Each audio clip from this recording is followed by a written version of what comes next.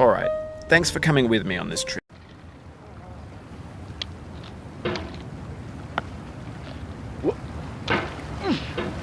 There's no feeling more intense than starting over.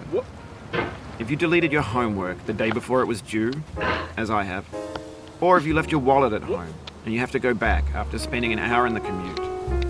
If you won some money at the casino and then put all your winnings on red but it came up black. If you got your best shirt dry cleaned before a wedding and then immediately dropped food on it. If you won an argument with a friend and then later discovered that they just returned to their original view. Starting over is harder than starting up. If you're not ready for that, like if you've already had a bad day, then what you're about to go through might be too much. Feel free to go away and come back. I'll be here. Alright, thanks for coming with me on this trip. I'll understand if you have to take a break at any point. Just find a safe place to stop and quit the game. And don't worry, I'll save your progress, always, even your mistakes.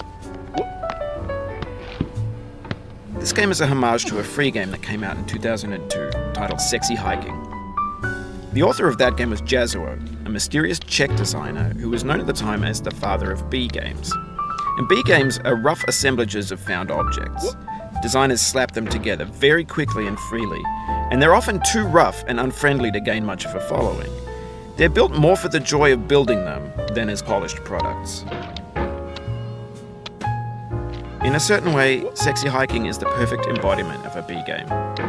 It's built almost entirely out of found and recycled parts, and it's one of the most unusual and unfriendly games of its time. In it, your task is simply to drag yourself up a mountain with a hammer. And that act of climbing, in the digital world or in real life, has certain essential properties that give the game its flavor. No amount of forward progress is guaranteed. Some cliffs are too sheer or too slippery. And the player is constantly, unremittingly in danger of falling and losing everything. Anyway, when you start Sexy Hiking, you're standing next to this dead tree that blocks the way to the entire rest of the game. It might take you an hour to get over that tree, and a lot of people never got past it. You prod and you poke at it, exploring the limits of your reach and your strength, trying to find a way up and over. And there's a sense of truth in that lack of compromise. Most obstacles in video game worlds are fake. You can be completely confident in your ability to get through them once you have the correct method or the correct equipment or just by spending enough time. In that sense, every pixelated obstacle in Sexy Hiking is real. The obstacles in Sexy Hiking are unyielding, and that makes the game uniquely frustrating. But I'm not sure Jazuo intended to make a frustrating game.